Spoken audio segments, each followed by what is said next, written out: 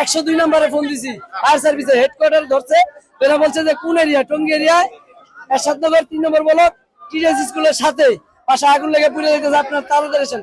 উনি 10 মিনিট পরে আমার ফোন ব্যাক করে বলে আবার ঠিকানা বলেন। তারপর বলার পরে তখন বাজে 7:55, ওনারা আসছে 8:30-এ।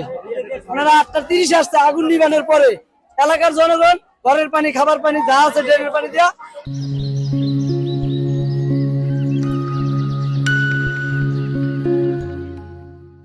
আগুন নিবাইছে। তারপরে ফায়ার সার্ভিসের গাড়ি এসেছে, সবকিছু শেষ। ঠিক আছে, আমাদের ঘরের সবকিছু শেষ। দোকান বাড়ির সাথে দোকান, আমার দোকান আমি এটা চালাই। ঠিক আছে, দোকানের মাল সামানা অনেক কিছু ক্ষয়ক্ষতি হয়েছে, অনেক কিছু নিতে পারছি, অনেক কিছু নিতে পারিনি, পুড়ে গেছে। ঠিক আছে, এখন ঘরে তো সবকিছুই বাদ। ঠিক আছে, এখন এটা পাশের বাড়ি 5-6টা বাড়ি একসাথে অনেক ক্ষয়ক্ষতি হয়েছে, দোকানপাট বাড়ি অনেক ক্ষয়ক্ষতি হয়েছে, আমাদের সবকিছু শেষ।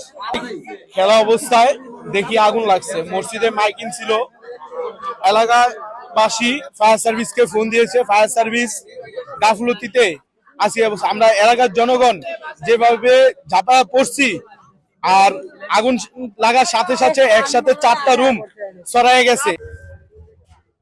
আমার বাসা ঘরে ফার্নিচার, এমনকি টেলার্সের মাল সাবানের কিছু মাল সাবানা, ভাড়াটেগো মাল সাবানা, এবং আনুমানিক 5-5.5 লাখ টাকার ক্ষয়ক্ষতি হয়েছে। এটা আমার নিজের। আর আশেপাশে আলাদা আরো 2-3 বাড়ি পাওয়া গেছে, এটা তারা বাকিটা বলতে পারবে। আমি অফিসে ছিলাম, আমি অফিস থেকে আসার পরেই দেখতেছি যে আগুন। আসল জিনিসটা হচ্ছে যখন ফোন দিছে তার থেকে সে যতটুকু প্রাপ্তি আশা করছে, মানে ফায়ার সার্ভিসের থেকে আমরা এটা পাই নাই। আর আমাদের যে এলাকা, আমাদের এলাকাটা সবসময় অবহেলিত।